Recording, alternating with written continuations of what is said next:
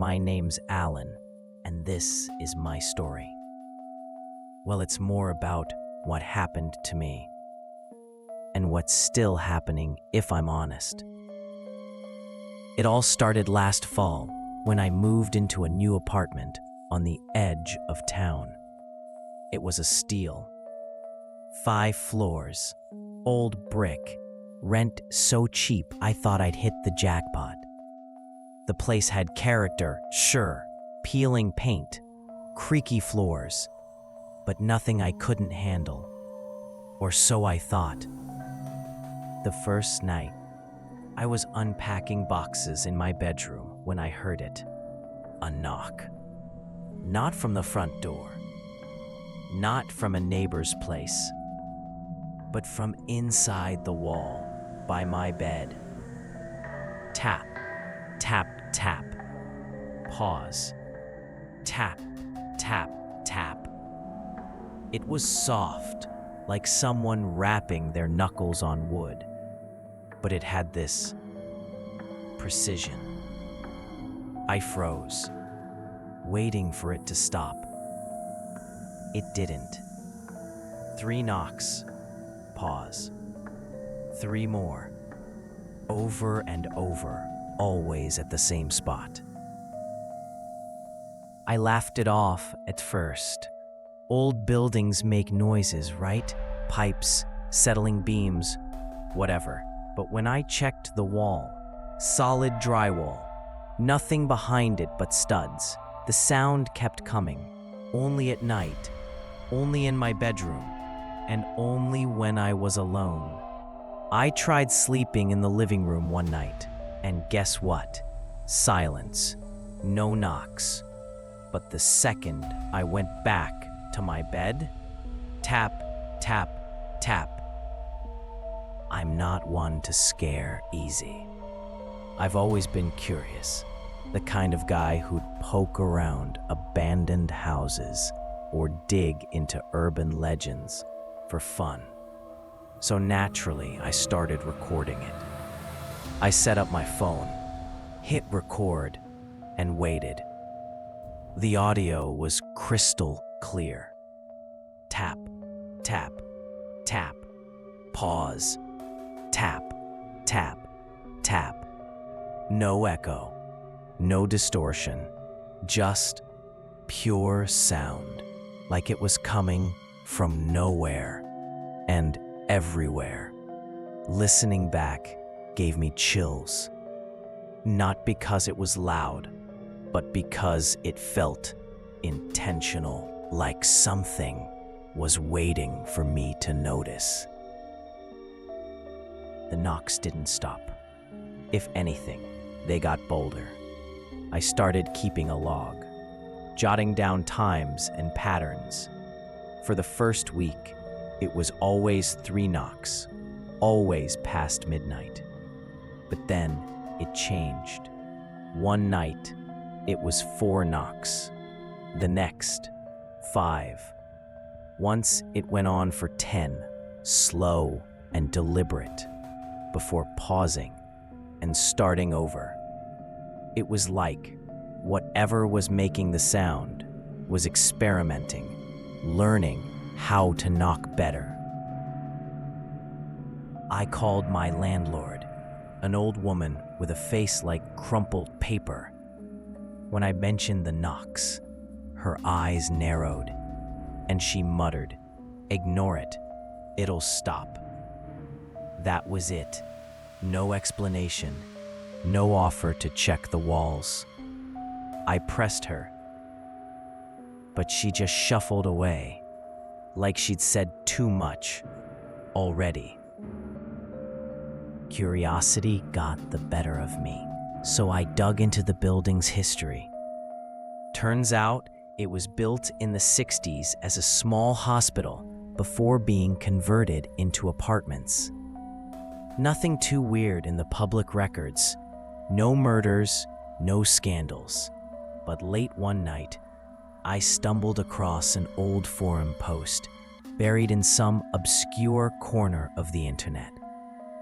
Someone claimed the 4th floor, yep, my floor, had a reputation. Tenants reported hearing knocks, always at night, followed by nightmares about a faceless figure standing by their beds.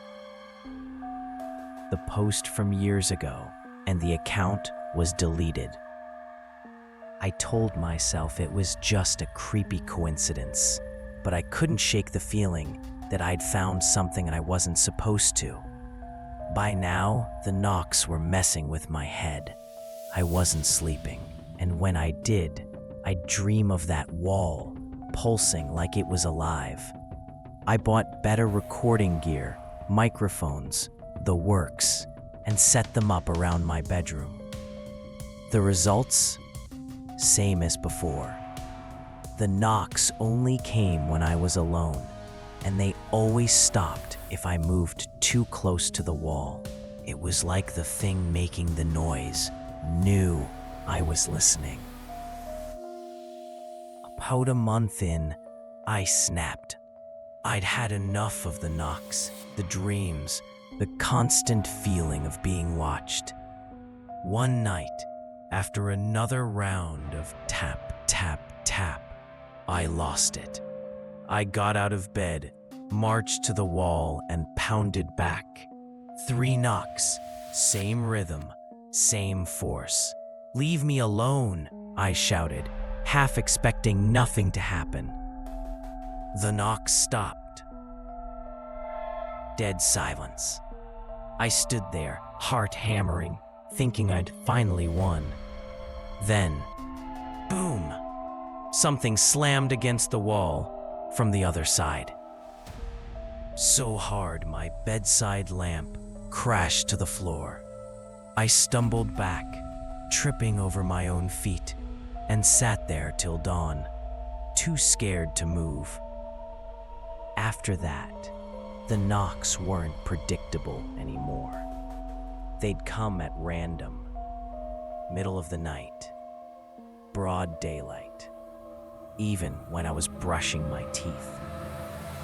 The worst was when I was recording a podcast, mid-sentence, and the wall erupted in a frenzy of knocks, like someone was clawing to get out.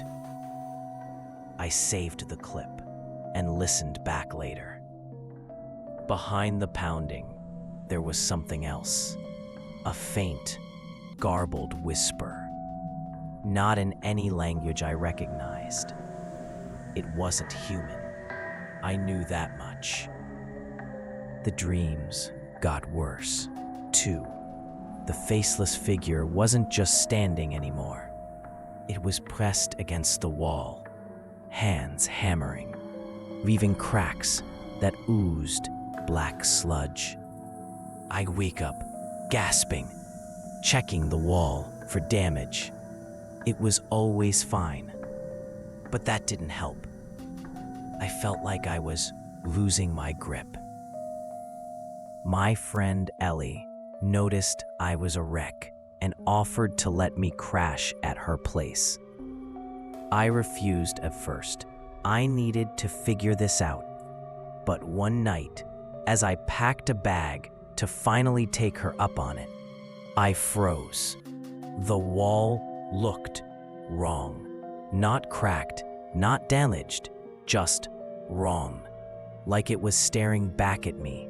I grabbed my stuff and ran. I stayed at Ellie's for 3 days. No knocks, no dreams, nothing. I started to think I'd imagined it all, that stress had fried my brain. Ellie was great. She didn't push, just let me decompress. On the 4th day, I said I'd swing by my apartment to grab some clothes. She wanted to come, but I told her I'd be quick.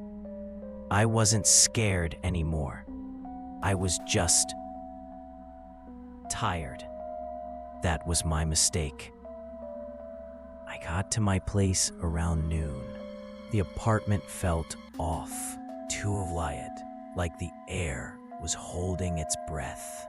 I grabbed my stuff avoiding the bedroom as long as I could, but I needed my laptop, and it was by the bed. The second I stepped inside, I felt it, a pressure, like eyes boring into me. The wall was silent, but it didn't feel empty.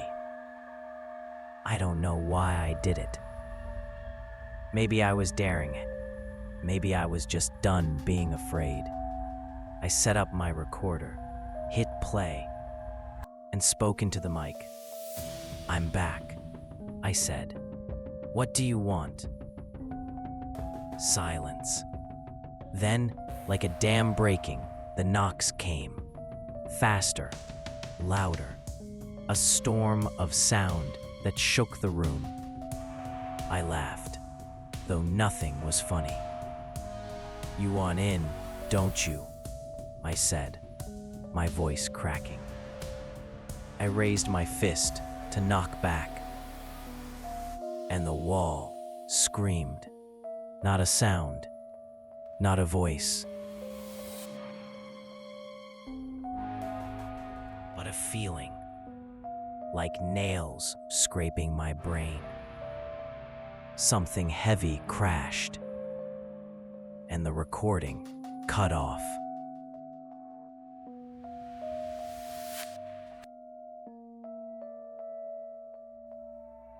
I don't remember leaving.